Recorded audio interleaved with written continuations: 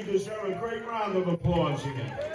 We worked hard, all 5 boroughs. But I want to concede to Eric Adams.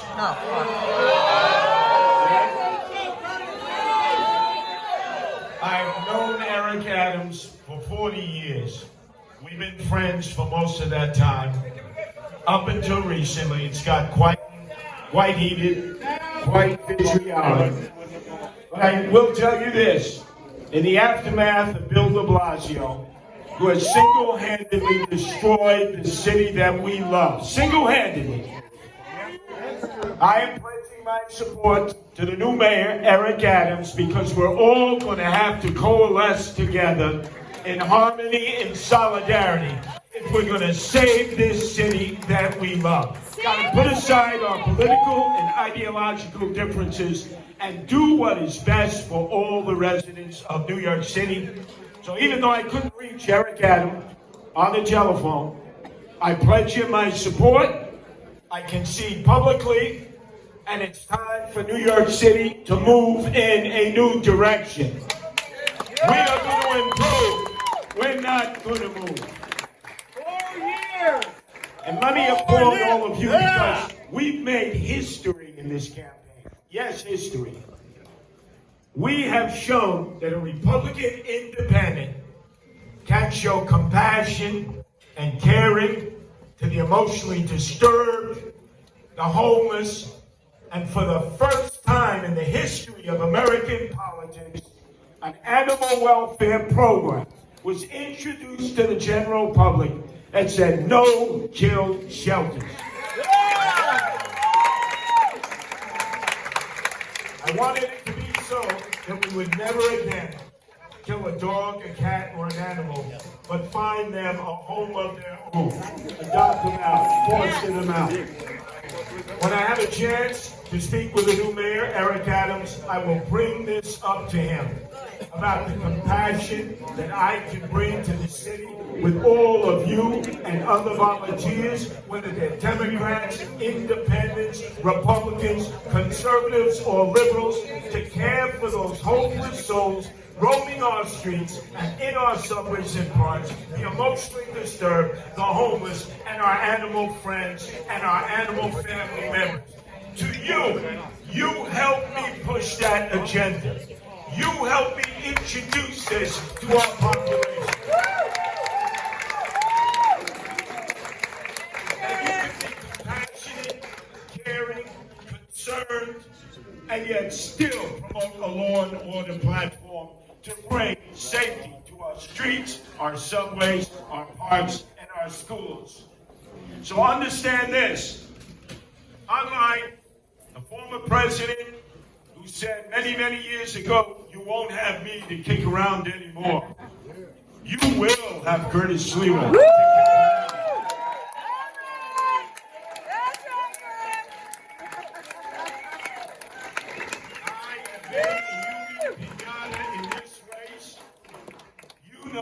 Was like starting a marathon, 26 miles, and I didn't get to start until the 22nd mile was completed. The deck was stacked against me. And yet, even though I proved to everyone that I could go into neighborhoods where the only Republican they ever saw was Abraham Lincoln on a $5 bill, and be accepted, received, and given equal treatment, we have to carry this movement on. We were able to take it into every public housing project. You got that right. Every neighborhood, subway line, every subway station. We are providing a new direction. We are the new face of the Republican Party. In New York City. And if there's one thing you know about Curtis Sliwa, I never give up. I never surrender. I never retreat. One thing I've learned in this campaign, because I was the last person to declare, had no money, it was just 3 men in a room, soon to be joined by women, and we built this campaign from scratch. One thing that I have learned is that I have been responsive to the people, not the power elite, the people.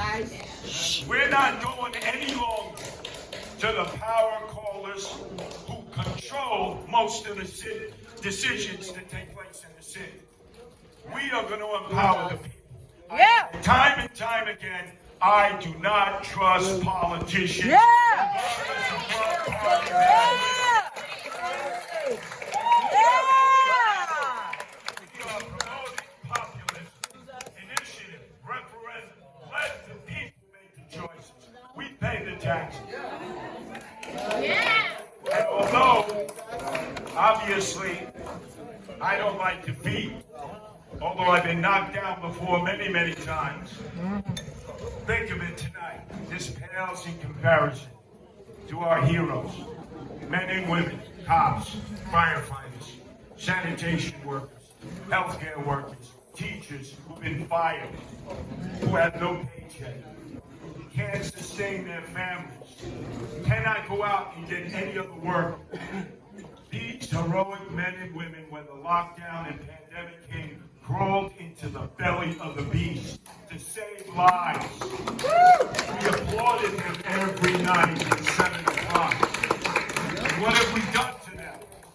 We relegated them to a point where they're zeros, like the police were relegated when they defunded the police by $1 billion. I am telling you, I am going to continue to work on their behalf, promote their cause. We must right their cause. We must make sure they're rehired, that they get back pay, and that once again they're put up on a pedestal. Think about their feeling tonight with their families as they watch this broadcast. Although we don't like defeat, we cannot let our heroes down. We must embrace them. Recognize them. We must continue to fight for them.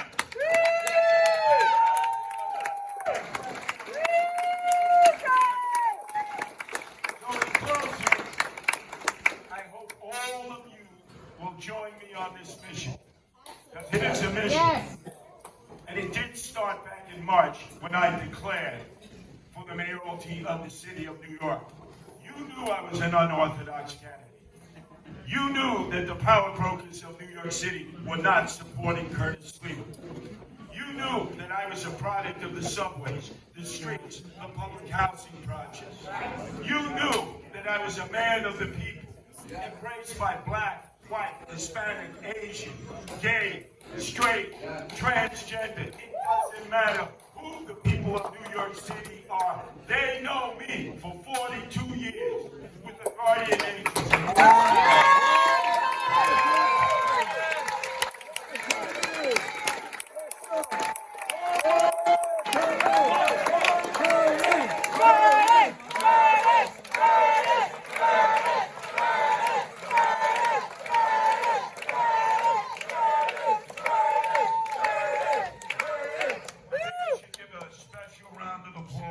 To all the guardian angels.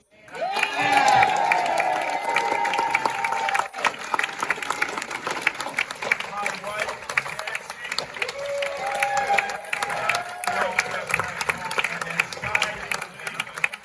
concept of Mahatma Gandhi, who has said a society that does not take care of its animals will not take care of its people.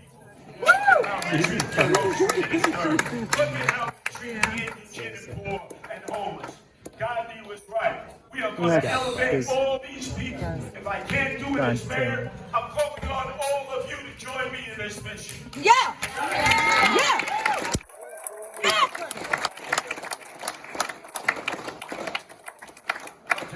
is a night that we offer our friendship, our solidarity with the new mayor. He's going to need it. All the support he can get. Yes.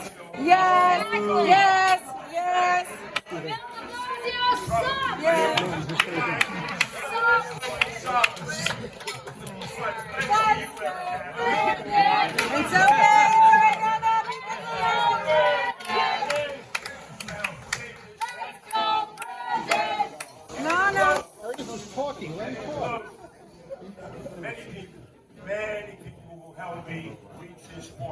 who have helped us on this mission. And there's so many here on the stage that I can recognize. Before I recognize them, let me tell you, I learned a lesson this campaign. Even though we have a lot of yellow cab drivers who are on a hunger strike to save their life, to save their equity, to save their battalion, and we feel their pain. We're not talking the oligarchs. We're not talking those that own multiple battalions. The hard-working men and women in the yellow cab industry. But I got to tell you guys, I think I'm staying away from yellow cabs. I shot 5 times in the back of a yellow cab on June 19th of 1992 on the orders of John Gotti Sr. and John Gotti Jr. and the Gambino crime family. Took a licking and came back kicking.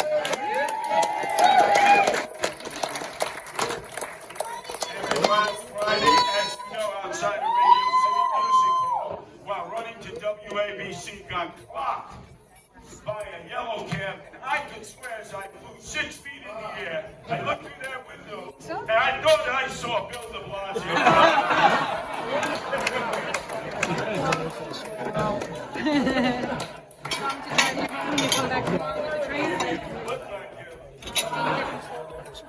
You know, 3 times may be the charm, so I apologize to all yellow cab drivers.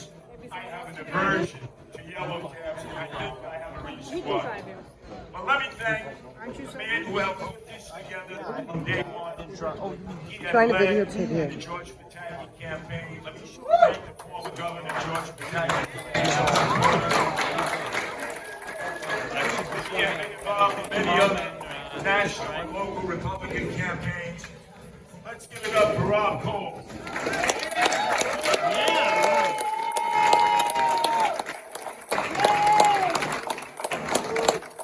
Also here, we have my older sister, Alina, together Democrats.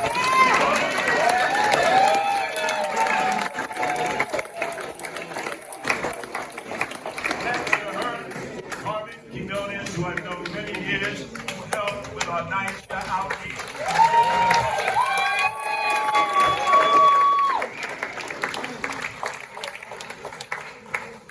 Let me thank Mr. Harvard Oliver for having come on board early on in the process. That's a lot of public. Let me thank James and all of our staff and volunteers.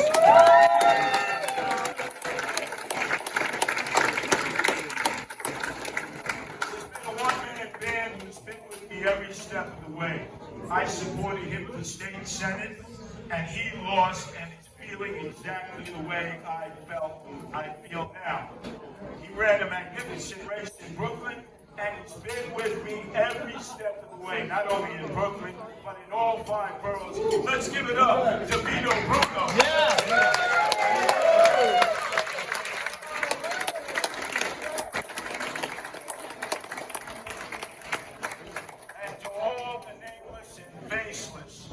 Individuals out there who contributed to my campaign. We had the most contributors and the smallest number of donors in terms of the amounts that they could donate. Elderly, blue-collar working class, lower blue-collar working class, and sometimes poor and indigent people who were supporting us because they said, Curtis, we know you. You're compassionate. You're caring. You reach out to the people who have no representation.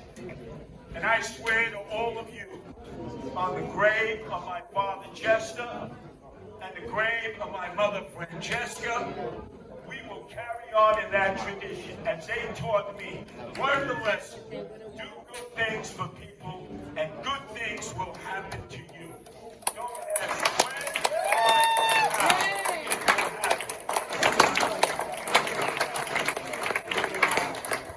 And the answer to problems is not always government. Government can help, but most times it's selfless service. It's about doing what's best for us and we, not I and me. We were not birthed into this world to just benefit ourselves. It's ashes to ashes, dust to dust. when that day of reckoning comes, think to yourself, are you going to be able to say, I've done everything I possibly could for those who could not fend for themselves? My mission, whatever time I have left in this world, and I don't know how much time I have because I'm like a cat, 9 lives, and I think I've used 8 of them. My mission has become your mission, and now we need to multiply it as I did the Guardian Angels when I started with just 13. In 1979 as a night manager in the Bronx, and we're now in 13 countries, 130 cities, with 5,000 volunteer members who don't carry guns, don't wear bulletproof vests, and risk their lives every day because it's the right thing to do. Now,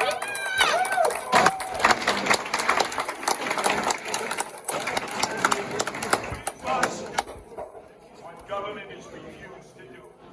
Care for the emotionally disturbed, care for the homeless, care for our animal community.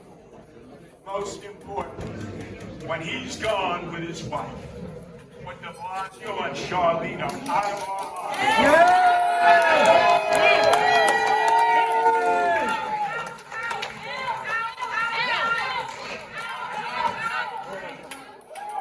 Us the money. Where's the $1.25 billion from crime that was supposed to be used for the emotionally disturbed, the lost soul? Show me the money. Let's make sure government is accountable. It's our tax dollars.